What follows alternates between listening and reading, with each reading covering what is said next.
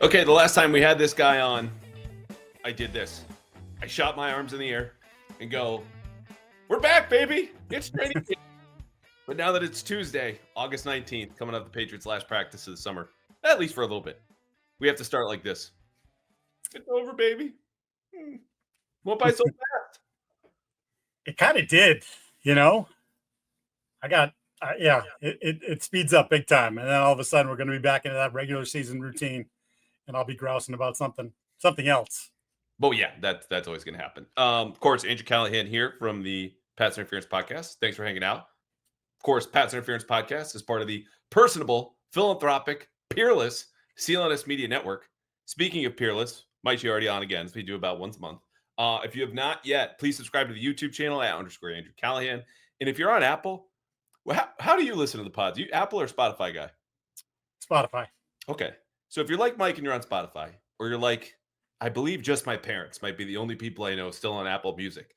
We are gathering dust in the reviews, in the ratings. So join them, freshen them up. Please take a second. If you enjoyed the show, you can give back by doing that. And I want to give a quick shout out to a couple people who I've talked to or heard from recently. One, Nick Roy, who donated tickets last year to help us raise money for the Leukemia and Lymphoma Society and might be doing so again. Stay tuned.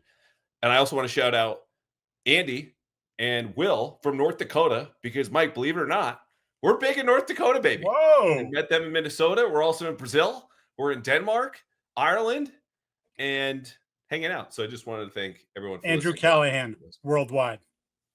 Yeah, move over, Pitbull, baby. Okay, here's the plan today. We are going to catch up on what everyone has been talking about really the last 36 hours, which is trade talk, and some picked up pieces from practice. If you want to talk about the Minnesota preseason game, fine. I've done a lot on the practices that were out there. We've all written about it, et cetera, et cetera. It's a little old. And then we are going to get to our training camp awards.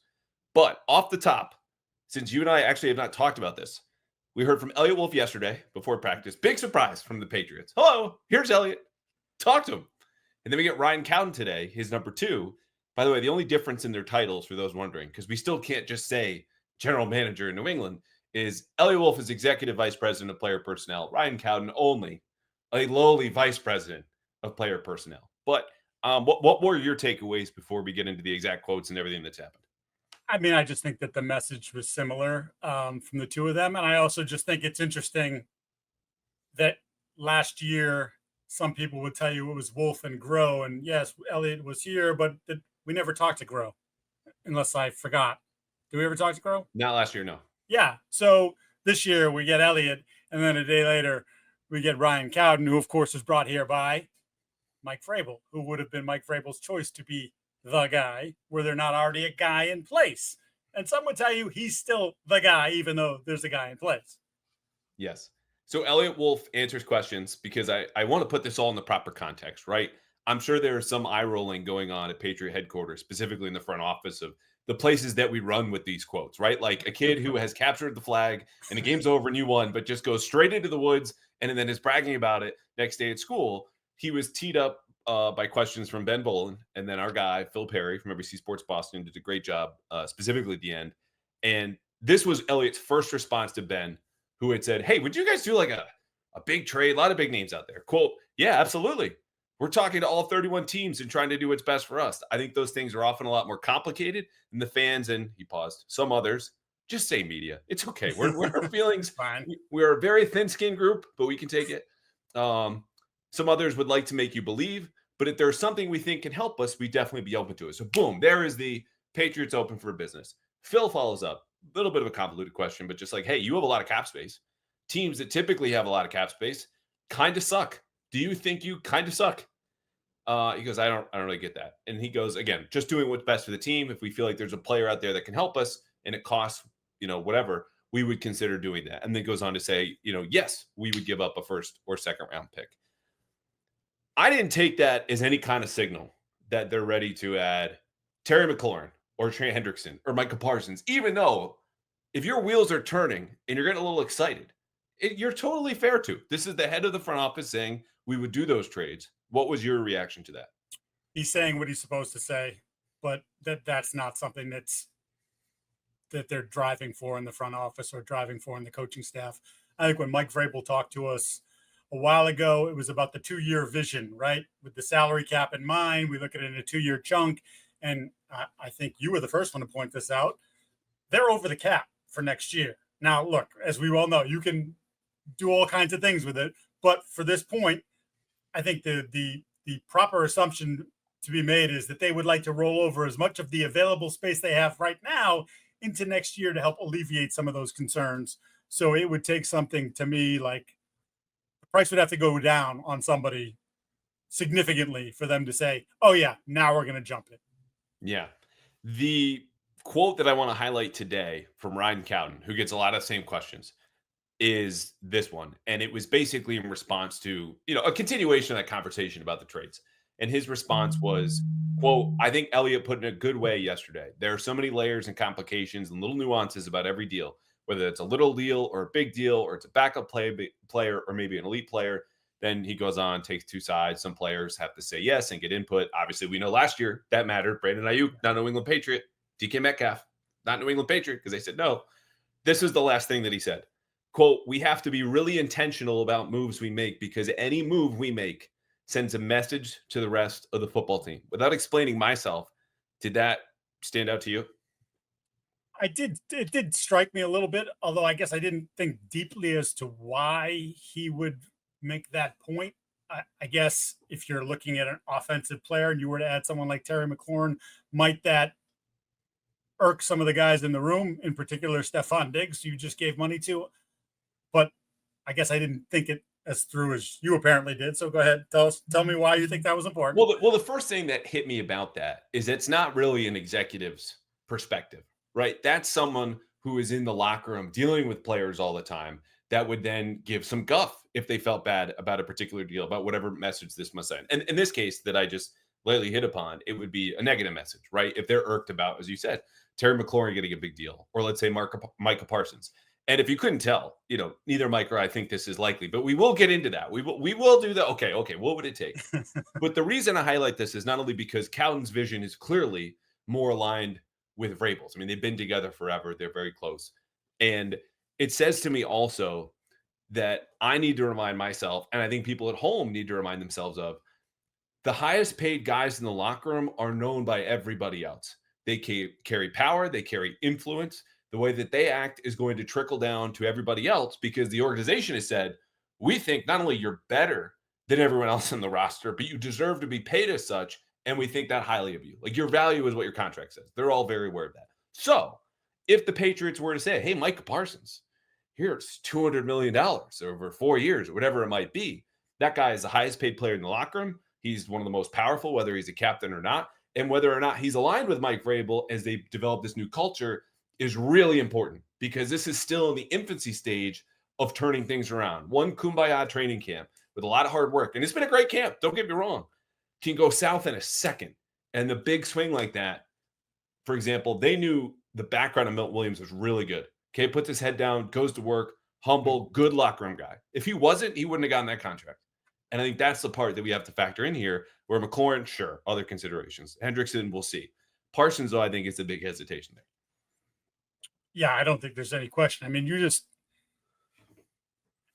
Parsons has drawn the ire of some of his own teammates or former teammates in Dallas for his look. There's no questioning the talent and the production when he's on the field. Yeah, top 10 player. Yeah, but is he always locked in on football? That he and Lawrence went back and forth about leadership, and you're too busy doing your own podcast. It's like, what are you doing that during the season? We're trying to win games here. And some people, some people can do all that stuff. It's not a big deal. Some people point it out and say that's a little bit of a character flaw or weakness in him. Like, just pay attention to what you're getting paid big money for and what we want you to do here. So, yeah, Parsons is a different dude too. I think beyond that, I think if you just talk to people, and I think it was part of maybe the reason why he fell a little bit in the draft that he did. So yeah, he would be a guy that would come in and immediately have all the clout in the world, maybe even more clout than the coach has, because of the amount of guaranteed dollars that he would be collecting over the course of his 3-4 year contract. Yeah, so that's a factor for them. They can't come out right and say it. Like, we're not sure about Micah Parsons, the person, which this is not a poo on Micah Parsons party that we're having right here. It's just to highlight something that Ryan Cowden brought up, is a legitimate concern. And I've heard before when I ask these questions off record to folks within the team, and they go, look, like that matters. The hierarchy of the locker room is our salary cap table. Like that's just pretty much what it is, with some rare exceptions. So you asked a question as well, which I think Eliot's got maybe 4 or 5 times now in his time as the head of the front office, which is, hey, by the way, if Vrabel wants player X and you want player Y, and you guys go kind of head to head about this, are you taking player X, your player, or Vrabel Y, or player Y that's Vrabel's guy? What did you make of his answer? I sort of dancing around it again, but I thought this is without them saying it, we know the answer. The answer is this is Mike Vrabel's team, and Mike Vrabel brought his people with him, and his people are everywhere. Whether it's John Stryker, whether it's Ryan Cowden, that if Eliot wants to remain in the good graces of Mike Vrabel, now the most powerful man in the organization, then he's going to take Mike Vrabel's guy. We can argue about it all we want, but if you want to be in my good standing and not be intimidated by my 6'5" frame, you're going to pick the player that I want you to pick, period, end of story. And so I think he tried to dance around that, and I'm sure it's in his contract. I'm sure it says in his contract, you have final say on the roster. I don't believe it. I mean, he does, but he doesn't. He's not stupid enough to draw a line there, I don't think. Yeah, there are a lot of pieces here that I think most of them are said and some are unsaid. And the unsaid part, I think, is his relationship with ownership, which is not to make him, a version of a Nepo baby. But clearly that's a factor in the same way that Mike Vrabel got fired in Tennessee. Yes, because a big piece of that was the 2 losing seasons, but also his relationship was non-existent with Amy Adams by the end and too distant for a guy who could afford that type of, I'm not going to talk to you relationship. Okay. Yeah. So got fired. Eliot's relationship with ownership, I knew got stronger before he got the job. I also know Eliot's a really smart guy. And as much as everyone thought they had him figured out after one bad draft class, and we'll be clear, that's what it was. And a free agency class that really underwhelmed. I said, I've talked to a bunch of GMs, ex-GMs about him, profiled him. He's a good football mind. I also don't think he has the command or the charisma of a modern day GM. And so he gets to stay because he's a valued voice. I think Vrabel has come to value his voice and understanding and experience around the league, 20 years between Green Bay, Cleveland, and New England. Okay. But Eliot himself said, this is Mike's vision. Okay. So if you're setting the vision, or as I put last night, you're making the grocery list and then you hand it to someone or whatever the services are that I can't afford and don't do because I go pick up my own groceries and walk them back to my apartment. Okay. Do you have the power if you're making the list and handing it to someone and that person goes and gets it? Or does that person who's picking out the groceries and bringing it back to you have the power? Yeah, it's the person who's getting it has the power. It's an excellent point, and it certainly when he said it, it struck you like, again, you just told us who's really in charge here. It's Mike is in charge. You're going to do Mike's bidding, and I don't. It's funny because then you want to you're trying to pit them against each other, or like who's got more. No, I think Eliot's as you said, he's a smart guy. Like Mike's had success in the league as a head coach. He was a number 1 seed in one year. Yes, they lost in the first round of the playoffs because Ryan Tannehill threw 3 interceptions. Their defense had 9 sacks that day of Joe Burrow. They went to an AFC championship game. In many ways, covering that team, they were overachievers. Because when you look at the overall talent on the roster, there were a lot of mid guys that played better for Mike Vrabel than they had before with anybody else, and never played to that same level without Mike Vrabel. So I think it's just smart business for him to do this. Mike has a vision of what he wants to do. It doesn't make sense for Eliot to say, no, we're going to do it this way. And he wants to do it this way. And I'm going to give you a player you don't want because you know what's going to happen to the player that you don't want? You're not going to use the player you don't want. Period. End of story. Exactly. One note on that 2021 team, because I was arguing about this with Michael Holly the other night, and I got a very nice text the next day from Ted Johnson, which read like a history lesson, which I was like, what? Did he mean to send this to me? And then I got to the bottom and said something nice. There were 30 some odd guys, as you remember, because you covered the team, and I did not, on IR for those 2021 Titans. So overachievers, but underwhelming relative to the history of number 1 seeds in the AFC.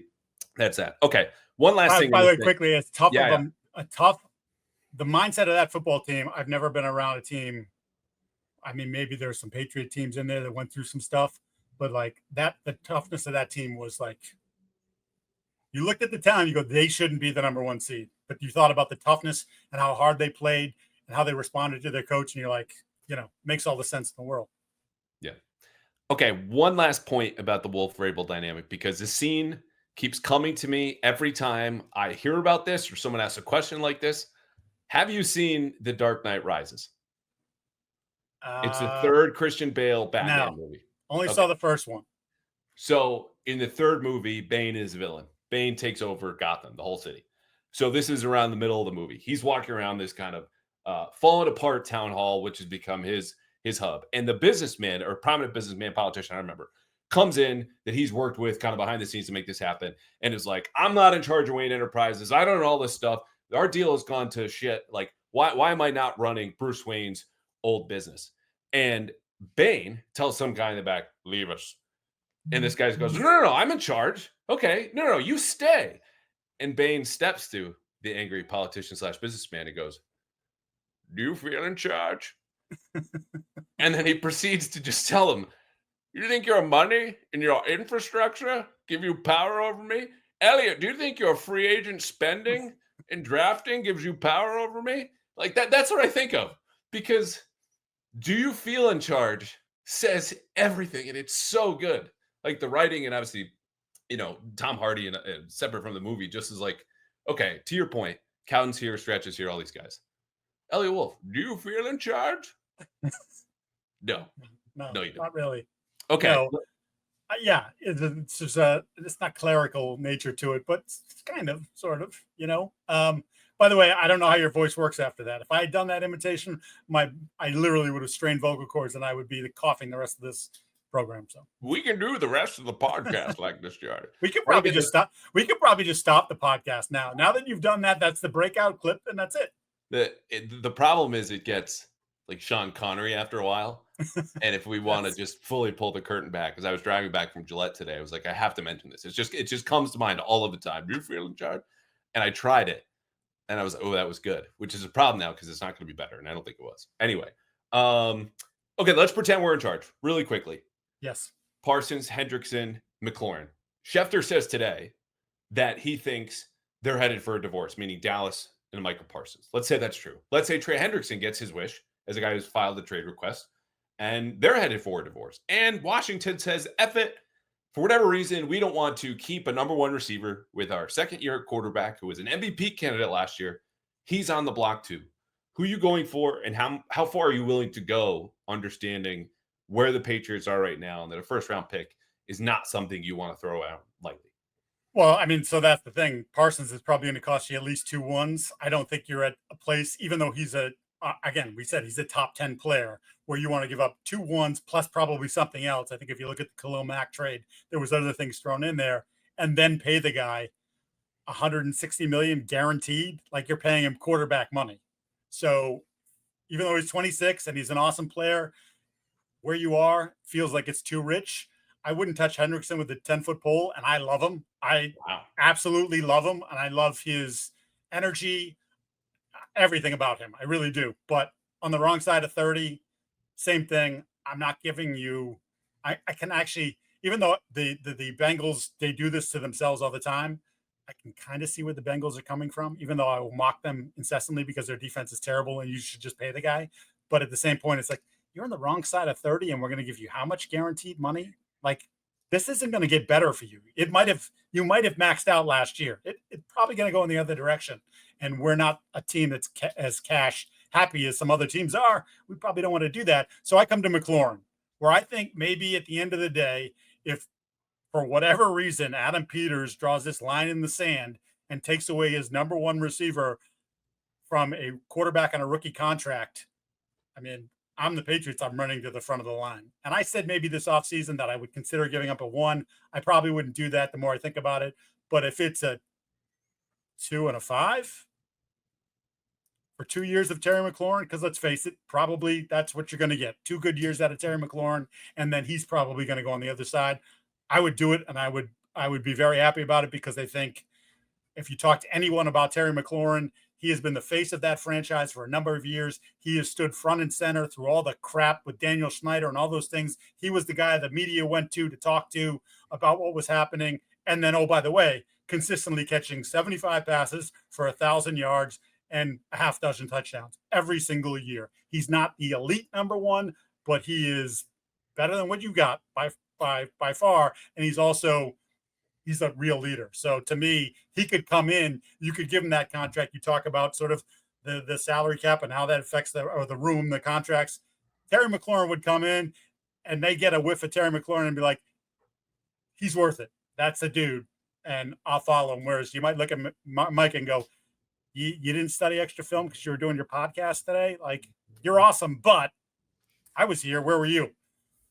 Yeah, and to wrap up the Micah point, because I also would not pursue that, even though he's the best player in this list, right? And he's the youngest player in this list, and you could argue it's even a position of need, even though we're going to get to some of the backups for the Patriots I freaking loved so far in training camp. The issue, again, is that power that you're handing over to a guy who, forget what Mike and I think about the podcast or his attention, and I overlap with him briefly when I covered Penn State, up until the summer of 2018, and he was an early enrollee, and that's a long time ago, but you hear a lot of stories about recruits before they get there and how they interact with people.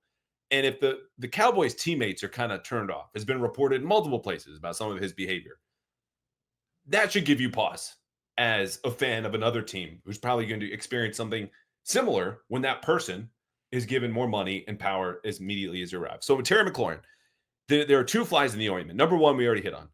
And that is the fact, why would the Commanders do this? They just got to the NFC Championship game. So illogical. Even if they accept what everyone else has, I think, fairly presumed, that they are the number one candidate in the league this year for regression, okay? You still take your shot and spend the money with a rookie quarterback on a rookie contract, blah, blah, blah, blah, blah. Number two is, okay, let's say the Patriots are willing to give him some amount of money that he likes. Well, why wouldn't the Commanders just match? Because what he's looking for, I don't think anyone is going to give him. So as soon as that comes down to a reasonable level, even if reasonable is, quote, $30 million, and what he wants is north of $33 million per year, according to Adam Schefter, which is what DK Metcalf got. And DK Metcalf is a comparable player who's a little bit younger. Typically doesn't happen. I still would do it because of everything you just mentioned. The character, you talk about the culture, the day-to-day, the speed, that right now it's like Kyle Williams or bust for this receiving core. You put him opposite Stefon Diggs and Demario Douglas in the slot, and you want to rotate those outside guys with Kayshon Boutte. I mean, come on. Like, this goes from a team hoping to make the playoffs to that should expect a wild card spot and push Buffalo for the division. It's just, again, a pipe dream of a pipe dream that this should happen. But that, of the three guys we talked about, I'm on board with you. McLaurin would be my pick. Yeah, I would get asked this question all the time. Like, I can't wrap my head around Washington being that stupid. You finally got this thing in the right direction. You have all this goodwill. Like, maybe it does. Maybe this drags on until the day before the season. It's a Dak Prescott situation, where he signs the contract literally the day before the season. But to me, it just doesn't. Unless you were to trade him and get a receiver back, which, oh, by the way, the Patriots don't have. I mean, Diggs, no, like, that just doesn't. I just don't know why you would do it. It's just. Look, you may end up doing a thing that you don't want to do, and you may look at it 2 years from now or 3 years from now and go, we have how much dead money? Or like, this guy's a 30 receiver, a 30 catch guy, and like, we're paying him $26 million. Well, sorry, man. Price of doing business sometimes. You're in a win now mode. You traded for Tunsil. Von Miller's on the roster, for God's sake. Like, They did things that tell you they think they can win now. Not getting Terry McLaurin done flies in the face of all of it. Yeah. Okay, while we're on the topic of trades, and then we're going to pivot, any picked up pieces from practice this week? We can skip that whole segment, by the way, if you just want to get to hand out some awards, because everyone loves some awards. But I have two notes on this for you first. Yeah, go ahead. Shoot. So I asked around quickly in the last 24 hours about Kyle Dugger and Anfernee Jennings, because we all know what's going on. Okay, this is not breaking news that you and I have to do 5 minutes on, even to explain to people. And my question is, have you heard from the Patriots? These are three executives with other teams. One said, yes, they've called and gauged our interest in Kyle Dugger. Another said that Dugger and Anfernee Jennings are guys that everyone knows they're willing to take offers on and listen. And the other said it's been kind of lukewarm. So those are three yeses from three different teams to some different degrees, that the Patriots initially, I heard, were more willing to extend and gauge offers on Anfernee Jennings, less so lately. But the inverse has happened with Kyle Dugger, where they're really looking for takers, or at worst, at least, willing to listen on. So that's something I did not know until we jumped on today, but wanted to make sure we know. the Patriots are listening, have been listening, and sometimes reaching out about offloading Kyle Dugger and Anfernee Jennings. Yeah, not a surprise at all. I mean, you go back to, especially with Jennings, you go back to the spring. In the spring, he was running with the third team. You're like, I Yeah. mean, he's a good football player. He's one of your best 53. And maybe that has led to some reticence on somebody's part about like, do we really want to do this? But he's not, he doesn't fit what they want. He doesn't, not from a personality standpoint, from a player standpoint, like he fits their vision of what kind of football player they want, but not for the scheme that they're running. So I don't think they'll get much for either, if anything. I mean, Duggar's contract is a bear, which, by the way, I didn't like the contract at the time. I think we were in opposition on this one. I just never thought he was that difference-making type of player. I also spoke to my overall concerns about re-upping the core of a 4-13 team, which then became a 4-13 team and got another coach fired. Anyway, I just, yeah. Jennings, like, he's such a he's a run-only player. I don't care about the 2.5, 3 sacks. That's not who he is. It was going up against 3s and 4s. But, like, he's an NFL player. He's a good player, and someone will be happy with him in that sort of limited role. Yeah, both feel like late-round pick swaps, if anything, Yeah, And I right. think there are a lot of players right now who fit into that category, and they're still waiting for Kendrick Bourne to heal. And, based on the little let's not even say little. We haven't seen him, which to me says, okay, Vrabel confirmed he's not going to practice this week. I feel pretty safe in saying he probably won't practice most, if not all, of next week, which then leaves you going, what do you do on cutdown day? Right. And whether it's him or Duggar or Jennings, you're talking about, okay, here's Duggar and a 7th for a future 6th or a future 7th. Like, just take the money, and then how much are you willing to shoulder in that kind of deal? Jennings, as I heard yesterday, apparently Bedard said, like, him staying that late in the preseason game was an indicator of, like, come and get him, like, just trying to show him off for a trade. I would buy that. We also haven't seen Anfernee Jennings, by the way. Talked about picked up pieces. Right. I haven't talked about this in my 2-minute recaps. If you're just trying to keep a guy healthy to deal him, and the writing is on the wall regardless of, even if I think he's deserved to stay in the 53-man roster and has changed his game a little bit, they probably, or they may, I don't want to say probably, this is not to be aggregate, might have made up their minds already. Yeah, that's the first thing I thought too, because it didn't appear from watching the game live or then rewatching the game that anything happened to Anfernee that would keep him off the field. So you do come to that point of like, well, is it just simply like, hey,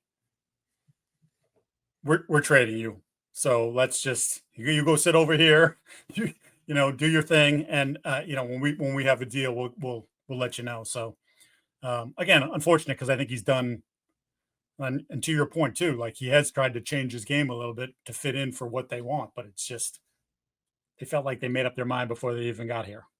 And maybe they change it. I mean, we still have a full week before cuts. It's Tuesday evening. Next Tuesday is cutdown day. And Jennings, not only in that game, but had a really great week of practice starting last Sunday, Monday. They go to Minnesota Tuesday, Wednesday, Thursday. I thought was really good. So this is not some sort of blip. This is a guy who's been rising up the depth chart from third string in the spring to second team, and then getting a couple starting reps when Harold Landry gets a breather or Keion White is not in there. So Kyle Duggar's tumbled down, and how that story ends, and it's probably not here. Jennings, I think, deserves a longer look, but they've got younger guys behind him that even Mike Vrabel said, yeah, we've had great conversations, and he knows we brought in younger edges to compete with him, and that's kind of the deal. And his contract is richer, but his contract does not factor in the way that Duggar's does. Even if Duggar, you hope, has a higher ceiling if he's still shaking up any kind of rust from the ankle, but I don't think that's the case. I think his legs are just gone. Yeah, unfortunate, because at the age, the age when you draft the player. I think you and I were talking about this at one of the practices. It's like the second contract, he almost like missed the prime of his career. It's, you think he's 27, now he's 29. That's the difference in getting drafted and being kind of an older prospect. But look, financially, he's going to do just fine, and I'm sure he'll find his way onto somebody's roster. Whether he's ever, the kind of player that you might have thought he was going to be 2 or 3 years ago, probably not. But it's definitely not going to happen here. And if you cut him, it's a $14.5 million dead cap hit. So that takes you from 59 down to 45, maybe a little bit under. because it's really close to 60. I might as well have just said 60. And so 45, 46 million. You're 15 over the cap next year. So when you roll it over, and you subtract some likely to be earned bonuses, some per game roster bonuses, all the different stuff. Let's say they have 25 million next year. It's not a whole lot. You know what I mean? Like, as much as the headline is $60 million in cap space. Oh my God, they're sitting on all this money. Like, that's not really how this works. They spent the 197 freaking guaranteed million in free agency, a record. Okay. Yeah. It's just that money, the pain of that and the accounting and the cap pain is not coming this year. It's in future years. And there's ways to work around it, yada, yada. But that's why that's probably going to get rolled over.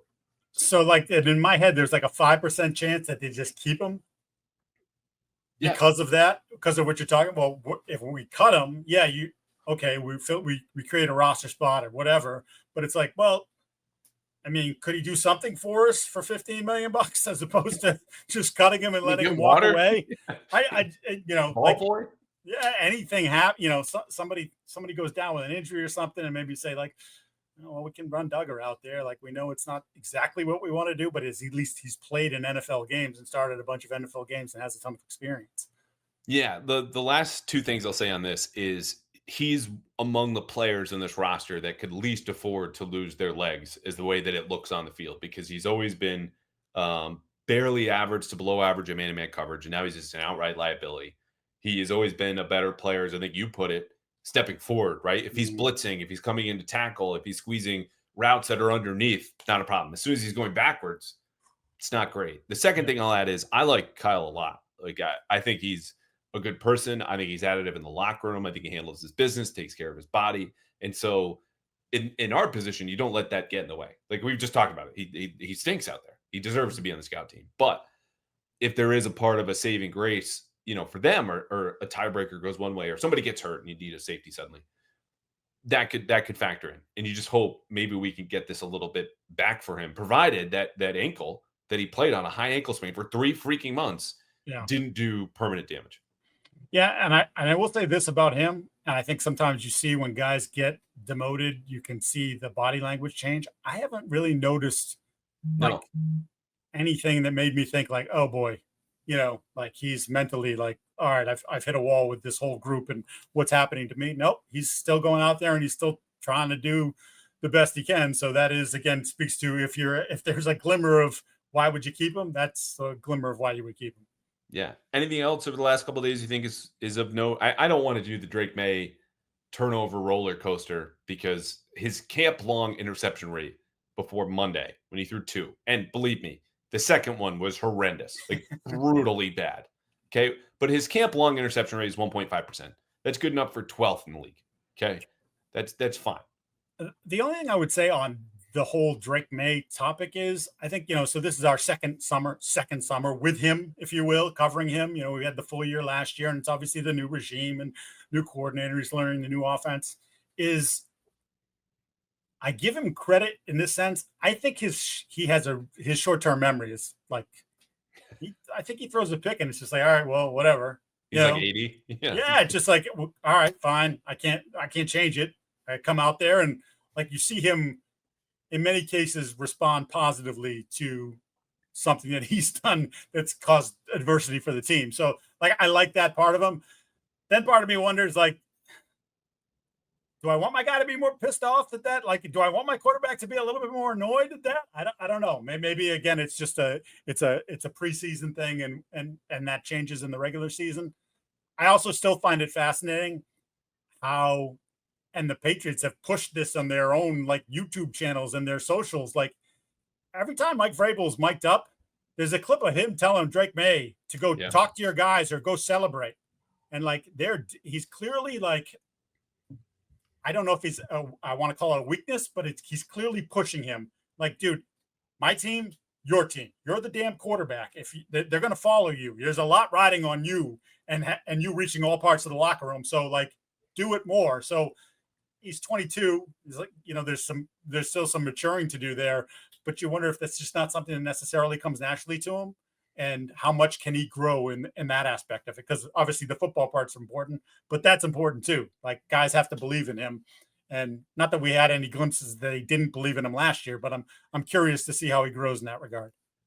I am too, And I think for a kid who's 22, about to turn 23 in like a matter of days, this is a case of where they need him to be something more than the natural development for quarterbacks would call for at this stage, right? Like Josh Allen in his second year was just throw fewer picks and then help Buffalo go from a non-playoff team back to the wild card round. And that was huge. If Drake May does that, that should be a success. But what they need for success is that elevation in leadership, a guy who feels like he owns the team, even if he's self-aware enough to go, I need to earn this before I own it, that right to go tell, Garrett Bradbury, you fucked up something in the protections, or like, Right. Steph Diggs, fix your route. Like guys who are much more accomplished, let alone, experienced and older than him. And I think Vrabel's saying that comes with the position. If you show up, you do the right things, you get to own it, and you have to assert yourself a little bit more. I don't think he's reluctant to do it. I think he's almost maybe too self-aware to a fault. The one thing, if I am concerned, which the leadership I think is just going to come with time and experience, is the accuracy. Like, again, the turnovers do not bother me, understanding who he is, how he's going to have to play with this offensive line, and that, again, camp long, it's largely been a non-issue, okay? His completion percentage in team drills, which normally are pretty comfortable for quarterbacks, you don't get sacked, is usually like high 60s. He's in the low 60s right now, like 62. And you can poo-poo training camp stats all you want, but when we watch 18 practices and put that together with the games, there's something there. And this something is a little lower than I expected. I think some of it comes back to like mechanics, like, and that's something that we, whether you want to, the footwork part of it, or he gets a little loosey goosey sometimes. In general, don't you feel like his motion, his release, it's the same? Has it really changed all that much? Yeah, but I didn't really have a big problem with it to begin with. Well, there's that little hitch that shows up every once in a while. It hasn't shown up in this camp like it did last year, where I think it showed up and it went into the year where you'd see it. But I think there are times where I think I think he's so physically talented that I don't know at this stage of his career if he's like immersed in that part of it as much as he will be later on. Like, I don't think Josh was as immersed in it, and he made a huge leap, obviously, from year 2 to year 3, where he went from 68, whatever. He went to like 70% completion percentage from like 59 the year before. And it was, a lot of it was like just refining his mechanics and working with Jordan Palmer, one of the QB gurus, like nonstop, and all the stuff they incorporated. I don't know that he's there yet. And maybe he'll get there if he kind of goes through this year and sees like, man, I missed a layup here and I missed a layup here. And could that have changed this or that? You know what I mean? Like, I think it's just the more experience he gets, and maybe the more failure he has in some moments, even if they're tiny failures, that he may say to himself, like, yeah, get in the lab, right? And make sure that it's perfect.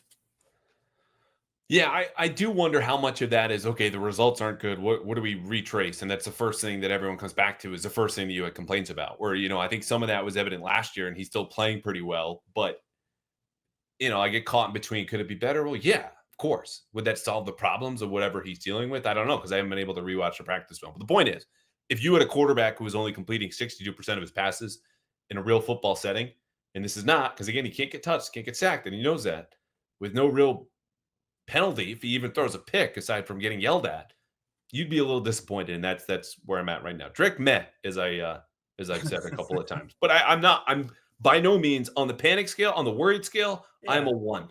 I do not engage. I do not listen to any of the things about like, oh, he might suck. Cool. He might do any number of things, but that I'm not going to spend my time worrying about, because how much I believe in the kid and the talent that I know that's there. I just think the talent is too immense, and something would have to go wrong somewhere else for it to be in the suck category. I just don't think that's in the player. No. Okay, you ready to hand out some awards? Let's do it. Too bad we're taking a quick break.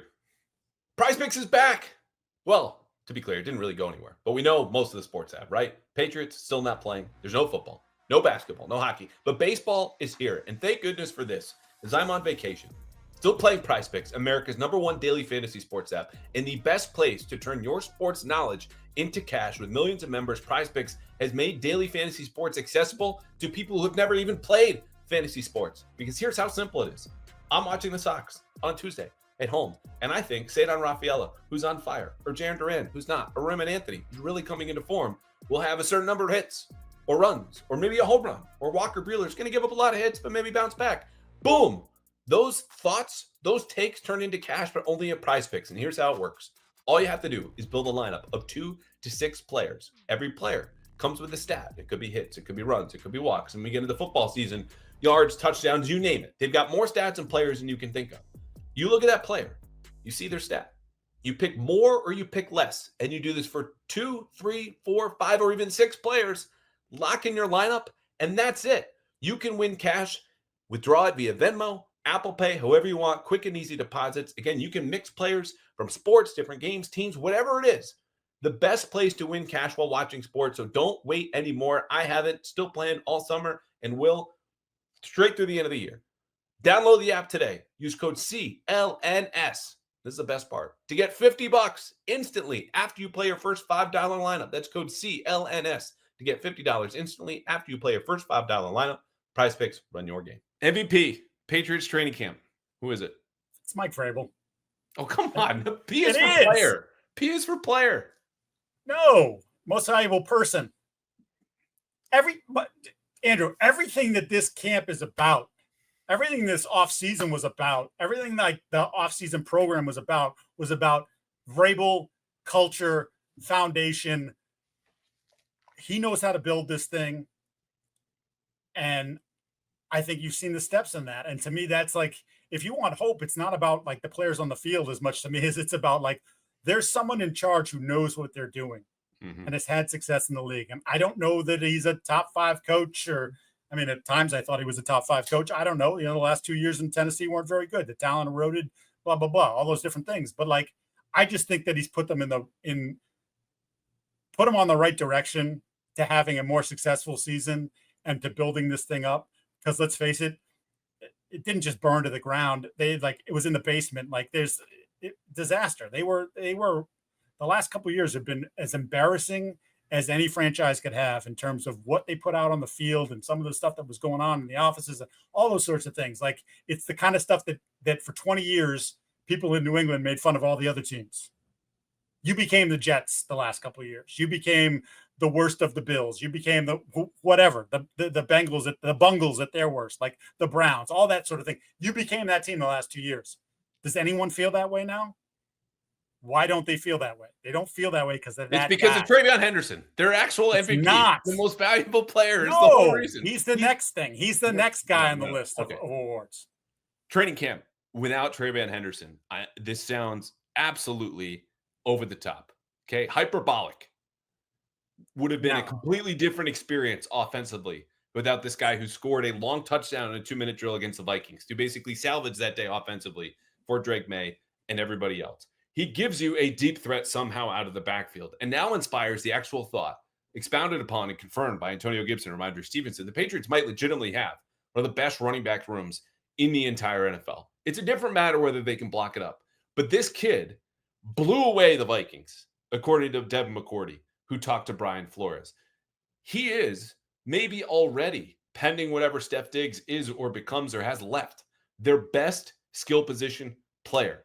This is a guy you have to account for in the backfield, motioned outside, and on kick return. Like he will function best as he did at Ohio State in a split backfield. Okay, this is not LaDainian Tomlinson 400 touches in a season. Okay, those days are gone, hopefully.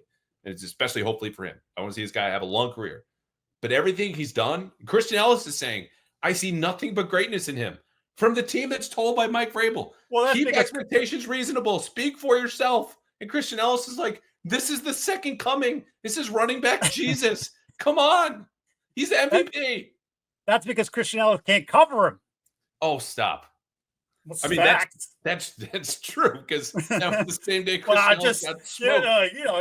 He's telling you he's football Jesus because, God, he's left him in his wake. All the linebackers and safeties in his wake repeatedly. He's for the next thing, the next category that you're going to, that's where I put him. Oh, poo. All right, next category, offensive player of camp. Yeah, it's Henderson. You just said it. It's all the reasons you talked about. No. Can't be the MVP in the OPOC. Even though every year they do these awards to the OPOI, Offensive Player of the Year, it should be the same player. If we're admitting that best season and then best offensive season, best defensive season, obviously there's overlap. They don't do it because they want a longer award show, and this is how we've always done it. Just saying. Demario Douglas. You did MVP, and you had Henderson. I had Vrabel. That's why offensive player of camp. You did this when we did offseason awards. Well, it doesn't matter. Nothing has changed on that. Again, all the hope that like New England has about their football team starts with the guy who's just turned 50 years old. It starts with Mike Vrabel. Like, period. End of story. So on carrot cake. So we can't nominate that guy for the carrot cake is meh. So just quickly on Henderson, though, I do want to say I think he is their best offensive player. Steph Diggs would have to go back to 2021 Steph Diggs for this to be a thing. And now I believe that Jahmyr Gibbs rookie season is what they should be aiming for. He needs to touch the ball 10, 12 times a game, at least, maybe 15. Again, we've seen him run with way more power in between the tackles, or I shouldn't say that. I talked to people at Ohio State who said he has that in his game. I think more people around now are like, oh, wow, he can run between the tackles. Ohio State people would tell you he can do that. I just don't know that you want to make your living doing that. He's continually had injury problems at Ohio State when he was supposed to be the bell cow. And last year, splitting carries with Judkins was perfect. They won a national championship, blah, blah, blah, the whole thing. Yeah. I'll hit on. So he's your offensive player of camp. Yeah. Yes. Okay. That's done. Demario Douglas, most catches in camp, most targets from Drake Maye. This coaching staff wants to weaponize him as a deep threat. And we've seen him, I don't know how many times on deep crosses. So we're talking all three levels: short, intermediate, and deep. I don't know how well that's going to succeed over an entire season where he'll be more vulnerable to big hits and safeties that get a runway to come and clean his clock at the second level. But he's been their best receiver. And that's not from me. That's from talking to people in the team. When I asked about Diggs, well, he hasn't been our best receiver in camp, and anyone can see that. So Diggs, again, coming back from an ACL, older, there's a lot of rust to knock off. I believe he'll have a very good season if he's on the field. Okay? No qualms about that. But Demario Douglas right now is on the field, and he's been their best receiver. He's been their offensive player, best offensive player. Second best. TreVeyon Henderson's been their best. Okay. Defensive player of camp. It's Callahan. Yes. Yes. I mean, and I was going to go away from this because I knew you were going to take him. So I almost said it's a deep cut. I almost said Alex Austin. Because Alex Austin has had an awesome camp. He's gotten a ton of reps with the ones because neither cornerback, well, Gonzalez, we haven't seen him. We're probably not going to see till week 1. And Carlton Davis was on a plan there for a while. It's kind of back off that plan now. But he got a ton of reps and, like, again, not facing Jamar Chase and Justin Jefferson on the daily in practice, but, like, has more than held his own, made a lot of plays, like, super confident. Like, we've liked him in parts in each of the 2 years he's been here in little pockets that he's played in, getting more run. He's clearly the third corner, the first outside corner coming off the bench, as Marcus Jones will be the nickel, and he's getting some running in the nickel as well. So if I went deep cut, he would have been the deep cut, but Chaisson's been the freaking just revelation. Like, never more than 6 sacks in the season. I mean, I covered him in Jacksonville when he first got there, and they were like, right away, they were like, uh-oh, we made a mistake.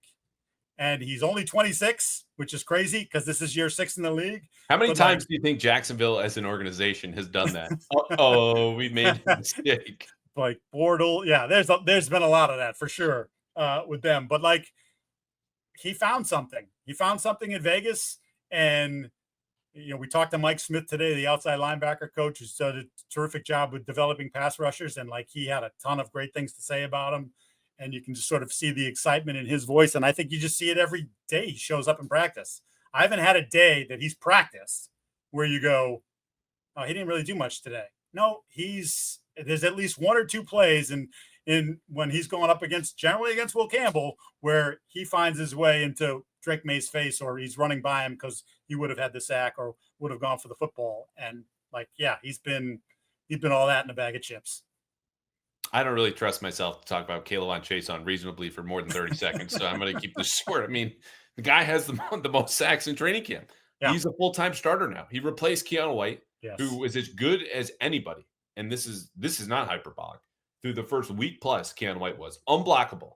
And even in the context of he saw a lot of Will Campbell. Will Campbell's a rookie and he's 21 and he's going to get beat a lot. And that's happened. Keion Chaisson has done it to him. He's done it to Morgan Moses. He's done it in joint practices. Okay. And when Mike Smith, who you referenced earlier, coached a lot of Pro Bowlers, coached for 15 years, guys on the edge, he just looked at his tape and said, why aren't you using a power rush a little bit more? And cited some stat this morning that was like, look at it, 90% of all sacks. It's some sort of power move that gets you. Even if it's not a full bull rush start to finish, you're going, power to speed or speed to power, something in there. And that's not always been his game. But I just kept coming back to he's 26, just turned 26, younger than Keion White. Okay. Mm-hmm. First round pedigree. He comes to the league at 20, and it's the COVID year. And he goes to an organization like Jacksonville. Lo and behold, as soon as you get out of Duval, that's how you do that, Liam Cohen, by the way. He's fine. You're on fire with your impressions today. Thank you, Michael. It's just there. I don't know the ceiling. I still think he'll be a rotational player. I've gone way over 30 seconds. I think I've mostly been reasonable about him, but I just speaking of the power move today on Will Campbell, and Campbell, he pushed Campbell back, and then Campbell finally kind of got his cleats stuck in the ground and like held him up, but it was like jarring. He took a 320-pound man and he put him on roller skates for 3-4 yards and backed him up into Drake's airspace before Campbell finally like rolled it down, but he like didn't even do anything off it. So I just wondered if he was just like, you know what? I feel like just going through his face right now. And he did that. So impressive. So best rookie is next. And Will Campbell is not going to win this award for neither of us, I don't think. And I didn't include TreVeyon because, I'm trying to abide by traditional rules. You don't want to overlap. But 30 seconds on Campbell. I noticed that same rep. It was the only pressure I had him down for. Better as of late? Are you panicking about him? Are you worried? I'm concerned certainly early in the season about his ability to protect Drake Maye. But he's been what I thought he was going to be as a pass protector. I think it's going to be a roller coaster. Yeah. People don't want to, we're not going to get into the whole, but like, that's a thing. It's been a thing forever. And it's going to be and it's going to be a challenge. Like very few rookie left tackles come into the league and they're like, bam, that dude's a stud right away. Doesn't happen very often. And it certainly doesn't happen generally with guys that have measurables that are less than some of the guys that we're talking about that went on to that. But as he's already a good run blocker, which I wasn't really worried about, but like, it's good to see it. Like he's going to be a good football player for this team. It's just a question of whether or not that's going to be a left tackle or if eventually that's going to be a guard. So like, and like he certainly brings all the intangible stuff. Yes. I mean, I heard you, not making fun of, but sort of like the Jordan Schultz tweet about they love him. And like, if you go down Jordan Schultz's Twitter account, everybody loves everybody. It's phenomenal. Nobody's bad. No, everything's great. But like you talk to people, I talk to people and they're just like this dude, Mike talks about the play demeanor. He's got a little edge to him. He's a worker. He's smart. Like these are all things that give you the foundation for a good player again, whether that's left tackle or left guard. Eventually we'll find out. Okay. Best rookie then. So if we can't do Henderson and we both wouldn't do Campbell, it's Craig Woodson, who might be in line to be the starting safety. And certainly I think I talked about him back in the spring. Like he just seems like he's in the right place all the time. And I would like to see him make more plays in camp, but yet he's still there. He's around the ball. So I just think he's got a good head for the game. And I think you're seeing that already. And I think you're seeing how they value that and the communication part of it, which can be difficult for rookies. It can be difficult for veterans. I think Kyle's struggling with that a little bit. Woodson might be more advanced than him in that regard. So yeah, it's Craig Woodson. Craig Woodson for sure. He took Kyle Dugger's starting job, and that's partly Dugger descending and partly Craig Woodson ascending. But a guy who comes into the league at 24, okay, not Keion Chaisson's 20, and you can see the experience and the things they liked about him in the communication. I also think he might, this is close with him and Peppers. One of their better safeties in man-to-man, which isn't to say any of them are great, but I would trust him a little bit more than the other guys, more than Jalen Hawkins. And then it probably depends on the body type, but they're asking in this quarter scheme to the safeties when certain routes declare in certain places, you got that guy. That's just what it is. And even from the slots, I think Craig Woodson's the right pick. Yeah. All right, biggest worry. It's still the offensive line. Anyone specifically? I mean, we talked about Campbell. It's a rookie. That's what you expect. Jared Wilson, rookie struggles. It's just you have to. I would, I don't know, bake in 3 pressures a game for each of them allowed. Like that. I think that's just what it has to be. Yeah, I mean, it's concerning that we're sitting here on August 19th and they're still doing a rotational thing at left guard and at center, right? And I think I talked about this when they signed him. Like Bradbury last year against the pass had historically awful numbers. And Minnesota told you, what they thought about him and what they wanted to do going forward. They got bigger. Ryan Kelly is their center now. They signed him from Indianapolis. Like, I think he's competitive as a run blocker, but I think he's going to be trouble as a pass blocker. And then I think there are times when as a run blocker, he's just not big enough and he gets moved around. And the fact that Ben Brown is in the equation, like, A, good for Ben Brown. Yes. But B, there's no way that anybody there, Vrabel, Stretch, Cowden, Wolf, any of the 3 offensive line coaches thought, oh, yeah, Ben Brown. He started with the 3s for a reason. Like, they weren't planning on any Ben Brown stuff. And now here we are, a few weeks from the opener, and Ben Brown is in the mix. And there's a guy you left out who's a part of this equation, but we forget because it happened in the second week of camp, Cole Strange, right? Like if Cole Strange proved to them, yeah, I got left guard. Like I'm not great, but you could trust me here. Yeah. Jared Wilson conversation ends there. He, can play center, and then it's just one battle. My concern starts with, like, again, just assuming the rookies, or if it's Ben Brown, 3 pressures a game. I'm sorry, it'll be better run blocking, but that's just what it is when you play rookie offensive lineman. My bigger issue is Bradbury, and it's because I've seen him get tossed aside too many times at one-on-ones not to go, And I like him or Ben Brown as the center. I don't really want to see Jared Wilson there, just given young quarterback, give me the veteran center, understands the game, understands every look he's going to get, won't always make the right decision, but is going to give you a better chance than someone who hasn't had as much experience. And then right tackle. Like, Morgan Moses has not had a great camp, and I understand he's been load managed, and I've stressed this more than some other folks, and I'm not big on any practices where at least you don't have some kind of pads on and counting sacks. I'm still counting the sacks, don't get me wrong, but there's another guy who's not exactly shown at one-on-ones, and he's 34. I think he's a great piece in the locker room. But if you ask me, do I think he's going to have the repeat of the season he had last year with the Jets? So he's above average run blocker, above average pass protector, missed 3 games, well, whatever. It's 3 out of 17. I would say no. I don't think that's going to happen again based on what I've seen so far. And then that creates a massive problem because who's next? Marcus Bryant, your 7th round rookie. I know. Like he's had some moments, and then he had some not so good moments, and it's the same thing. So then you're going to end up with a rookie left tackle, a rookie left guard, and a rookie right tackle. You're hoping Vidarian can kick off some of the rust and be the swing tackle, at least in the short term, and then maybe Bryant continues to develop, and then that becomes the answer there. But yeah, that's a concern, big time. When do you think we're going to be able to talk about the Patriots and not have the offensive line be concerned? Like 2027 at the earliest? Yeah, at the earliest, probably. Just, again, think about what they tried to do at left tackle, and then think about what they tried to do in the interior. Like, they literally they're aware. Called all those people that ended up signing elsewhere. Like, they wanted this guy and that guy, and they got none of them, and pivot to Morgan, and then, do the Will Campbell thing, and here we are. At least I found it. I will say this, that there is, because of the unknown, but like the athleticism of Jared and Will do give you hope for the future. Again, wherever they end up finishing their, lining up full time beyond this, but like that does give you some hope. 2027, baby. And I don't say this to skewer the Patriots. Like, there's time for criticism and not. It's just, I would love to talk about something else or talk about the offensive line in a different way. That's not like, it's a little shaky. I was on Early Edition last week, and they asked me my biggest concerns, and I left wide receiver off. Yeah. And I was like, I admitted, I'm like, I just forgot.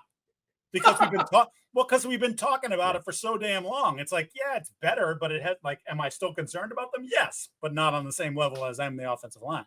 Yeah. Okay, we have 2 more awards. Breakout Star, which would exclude Keion Chaisson, abiding by the traditional award show rules. No repeats. Well, in terms of the NFL, forget the Grammys, Emmys, Oscars, whatever. Who's your breakout star? So I was going to go Keion White. If you had asked me this 2 months ago, I would have said that. Saving him for later. I'm going to say Pop Douglas, and I don't even know if that qualifies as a breakout star, 66 catches last year. Like, that's pretty good. Like 66, you can make a living off of that. But like, can he get to 85 or 90 in this offense if he can stay healthy? Like, your point was valid earlier. He's been their best receiver. He's been explosive at times. He's fit a little bit better into Josh's system in the slot than I thought he would. And again, I'm still one who still has concern about his overall feel for defenses and sitting and being in the right place at the right time and all those sorts of things. But like, I could see it. He's got that juice and he's confident. So if he can stay healthy, I could see 85 catches. And I guess to me, that would be taking it to another level than he's been at. My runner-up here was Alex Austin. He had the most pass breakups of anyone in camp. And I think, honestly, this is a blessing in disguise that he got a ton more reps because Christian Gonzalez was just hurt. And I don't have specifics on the Gonzo injury, but just seeing how he walked around and seeing how things were over the last 2 weeks, this feels very much like the worst thing we can do is rush our best player back onto the field with very fragile playoff hopes. And a team that's going to have to find itself together and come together, new coaches, new players, new everything, okay? And September is going to be random and unpredictable. But you'd love to be able to rely on Christian Gonzalez throughout that. So I'm not as worried about that, but good for Alex Austin. My pick was, again, another guy that I'm going to give myself 40 seconds to talk about. Oh, boy. Khyiris Tonga. I still cannot believe it. Yeah. And the man has been honest himself about I just kind of learned how to pass rush now. I was always labeled a run stuffer back then, as I did in every freaking mock that I put him in the 7th round. Kid out of BYU, looks like 320 pounds, blah, blah, blah. And he's been cut loose. He is quicker than I ever imagined. He's still got plenty of power and putting guys on skates. He's been quieter lately. So this is not just my Tonga pom-poms going on. Even as some listeners have pointed out, yeah, you really love Tonga. I'm like, yeah, you're right. So I'll leave it there. But I'm not worried about their defensive tackle depth in a way that I was earlier this year, especially given Christian Barmore's health. And Barmore, by the way, I think had one of his best practices as a Patriot, going back to his rookie season today. So that dude is ready. And behind him, so is Khyiris Tonga. Yeah, that's a good call. He, again, who knows what kind of snap count he's going to get with the two guys that are in front of him. But he has opened my eyes this summer for sure. The quickness is very evident for someone of that size. You're like, damn, that big fella, he got after it pretty quick there.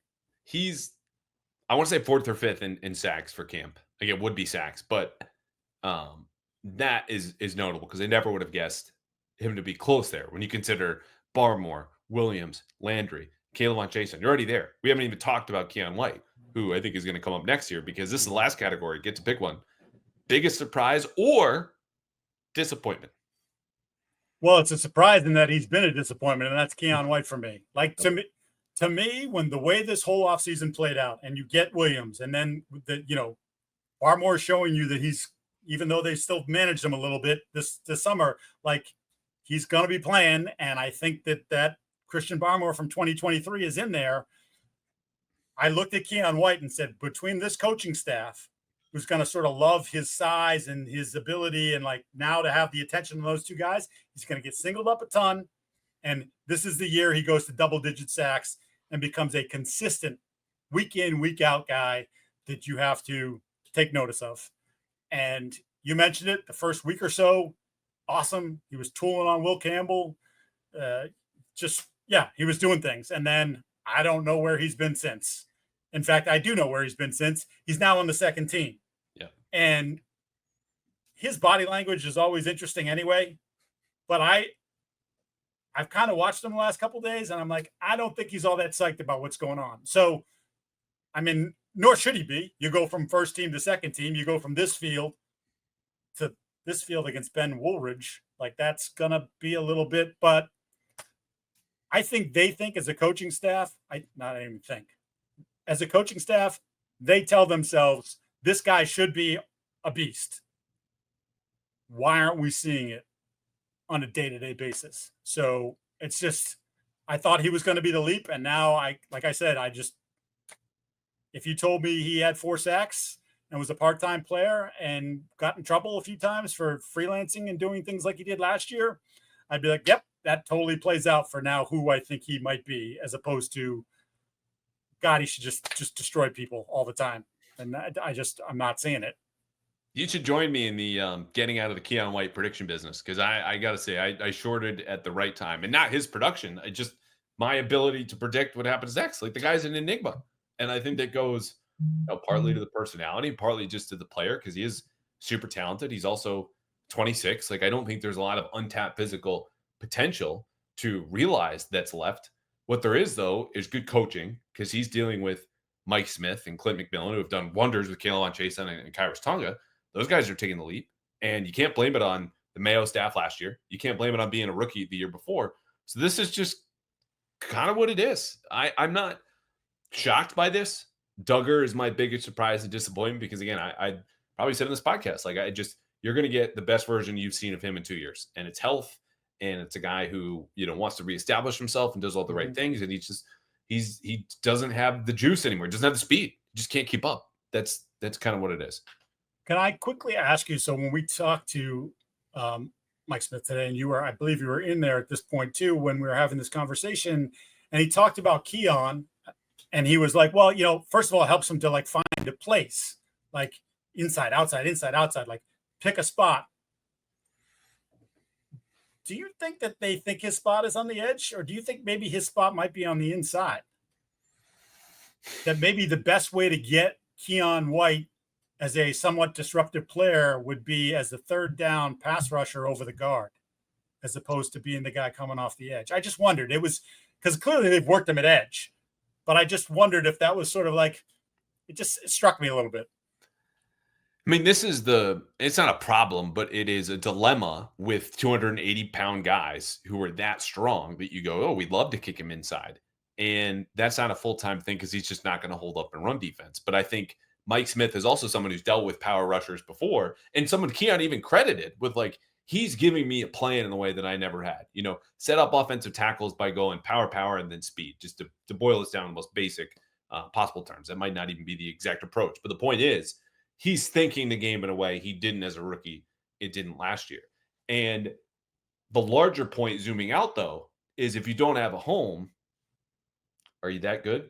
Or are we able just to get good enough play out of you? Because if you're good enough on the edge, you're sticking on the edge.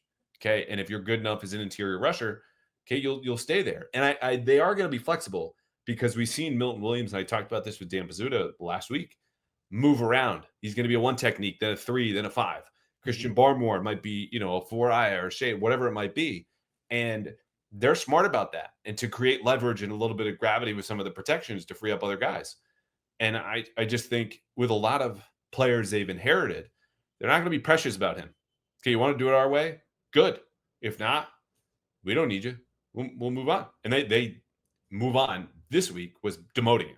Like, that happened. So it's up to him to get back with the program, I think, is the best way to put it, or get back to the level that we saw at the start of camp.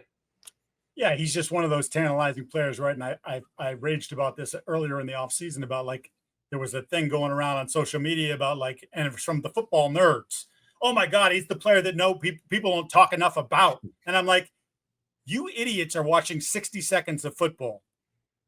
I watched like a kid play 17 games, and I watched him play 17 games the year before, and he is maddeningly inconsistent. And you can say, well, he didn't have enough support last year. Well, okay, but if you're that good, eventually you're going to make yourself heard and seen and felt. And too often he wasn't seen, heard, or felt. And you mentioned the Smith thing about, like, giving guys a plan. I don't see the plan. I'm not that he's telegraphing this is what I'm doing on every play, but, like, it just seems to me like there isn't much nuance to what he is. He strikes me as someone who his default setting is, I'm just going to run through your face.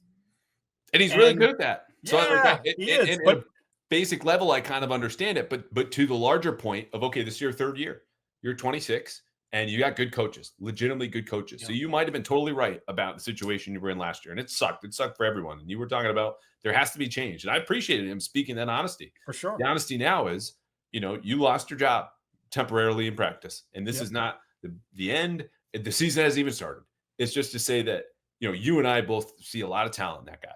And I got out of the prediction business because I just had enough of the flashes. Like, I need something more substantive here. And hopefully they get it. That's why that's why Belichick took him in the second round that year and almost took him in the first. Mm-hmm. He was the next guy if it wasn't Christian Gonzalez. And you could have talked yourself into it. But it's just something with the approach. And you know what, though?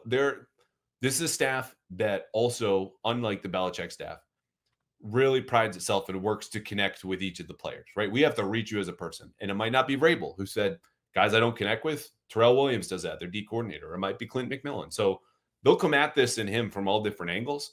And at some point, I just think it's up to him. And I don't know what it'll look like. I think that's a very good way to put it. I don't think you can necessarily predict how Keion will react to it and react to them. And if he steps out of line, and I'm not predicting this, but we just, last year he was vocal. If he's vocal this year, it's not going to play the same way. It just won't. So hopefully it doesn't come to that. Hopefully this sends a little jolt through his system and he figures it out. Because again, the talent is undeniable. It really is. And that's why I would have bet all the money in the world 2 months ago that he's a double-digit sack guy. And now I'm like, I don't know. I don't know how that's going to play. And hopefully this, bump in the road gets him to course correct. We'll see. You and I are both rooting for the guy. Like it's fun watching him run through people's faces. That's what it is. There's always a couple plays where you're just like he should not have been able to do that to a 330-pound tackle. Or fling a guard, pulling guard, it shouldn't happen. So we're done with awards. There's one last player I wanted to ask you about because he has naturally, given his position and his stature in the league and his experience, soaked up a lot of the discourse, even though he's not said a peep in 3 weeks. And some folks accuse me of pulling a Phil Perry and fueling or shaping the narrative or pushing BS about Stefon Diggs. I have said repeatedly, I would love to ask him questions directly so he can speak for himself. And that's part of the media rules is you only speak for yourself. And when you don't, there's a vacuum. And part of the media's job is to ask around and read between the lines and get to the truth of what's going on. And it's a little bit harder, but I just can't sit here and record a podcast saying silence. So my read of the situation is what I talked about with Doug.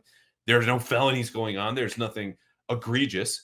It's just been a little curious with his performance, which today included 4 catches, 2 from Drake Maye, 2 from Joshua Dobbs, a couple moments where he couldn't shake DJ James. And this is a guy I'm giving a lot of grace with an early ACL recovery, being healthy, being cleared. And the comments around him when he's not speaking for himself and it's Matt Collins or Todd Downing or Mike Vrabel, you go, it's just something like a little weird here. And he also was someone who hasn't let off team periods in a while. So maybe that's a load management. I don't know.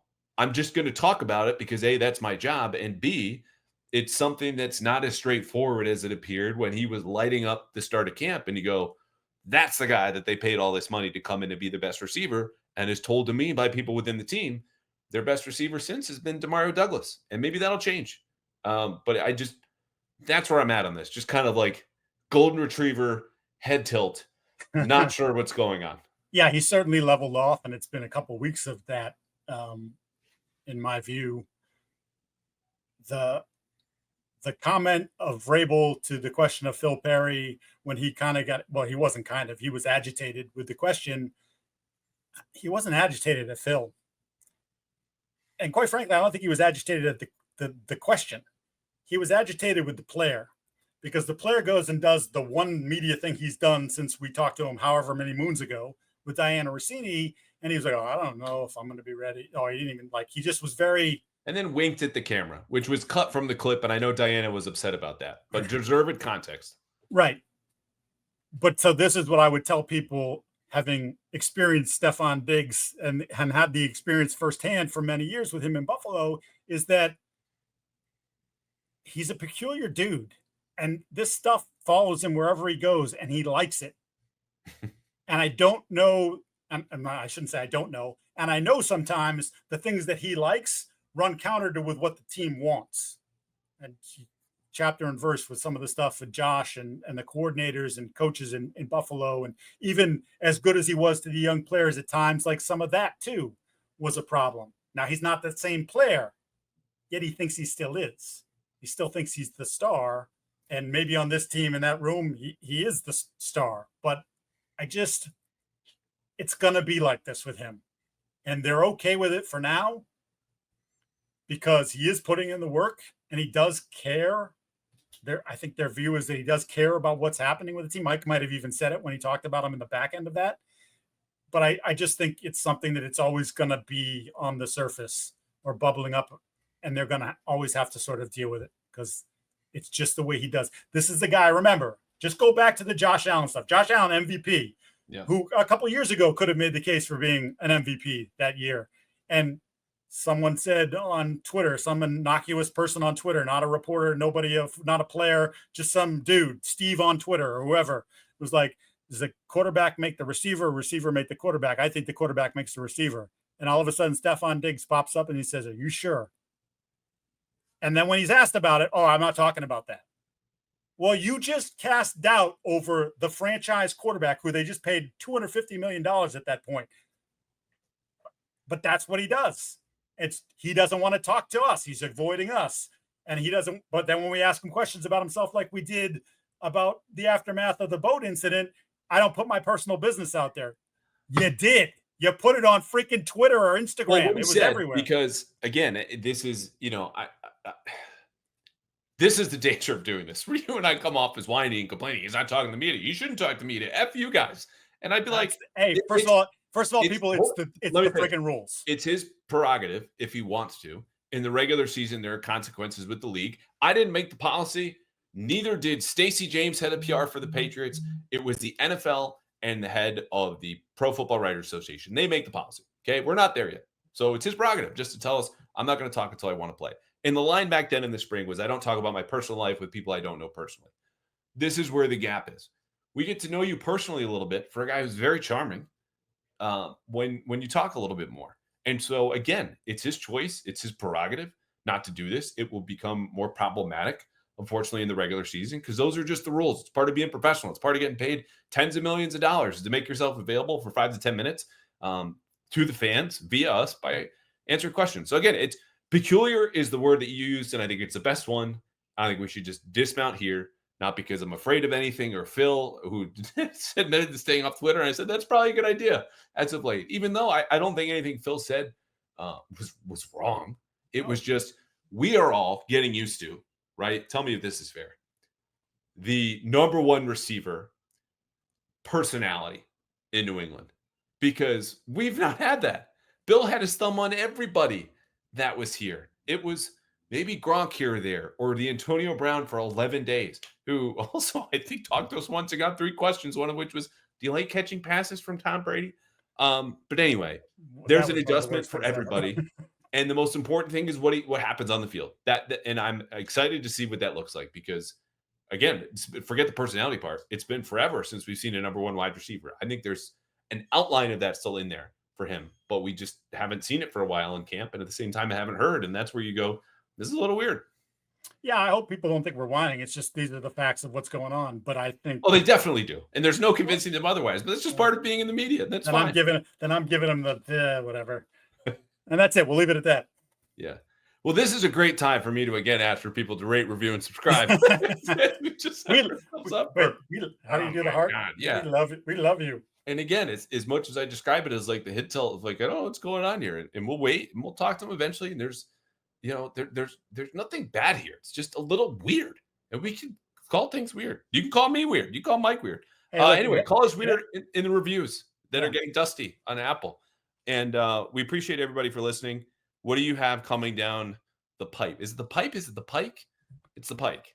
I think it's the pike. Yeah, the pike. Yeah. Right. But you throw it down the pipe if it's right down the middle. Yes, that's the Red Sox bullpen of late. That's what they do. They throw it right down the pipe, and it gets hit 3,000 miles in the air. I'll be recording a pod in about 30 seconds after this thing is over with my partner Will Parkinson, the All 32 pod, and then I've got my 53 version 2.0. That's either tomorrow or Thursday? Question mark. It's already done. I did it. It's ready. Any tease? I made several changes. There's probably 4 changes on version 2.0 from version 1. That sounds like the minimum to use the word several is 4. Like that's I was thinking like 7. Well, let's just put it this way. I'll give you one. I tried to convince myself that Marte Mapu belonged on the 53, and I am not convincing myself of that anymore. Oh, okay. So we got to work on your tease game, my friend. Marte Mapu, 4 changes. Well, what do you want? Yeah, you know what? I cut Drake Maye. There we go. There we got our clip. Forget my rant about rain or anything. There's our clip. Mike Giardi cuts Drake Maye. Yeah. Next on the Pats Interference Podcast. All right, you got to go. Thank you for your time. I might not see you till Sunday because I'll be going down to the preseason game Thursday. You are not, and then we're all going to watch preseason film and do 53-man roster projections after that. You will not see me on Sunday either because I will be doing the college drop-off thing. Oh, all right. Yes. Wow. Good luck with that. You survived last year. Barely. Yeah. This might be harder this time. I don't know. We'll see. Well, Perillo made it, so you can't do worse than him. They just basically took his kid and they were like, "You got to go." Those military schools, they don't mess around, you know. Yeah. God, can only imagine. All right. Pleasure as always. Thank you for making the time. Thank you, sir.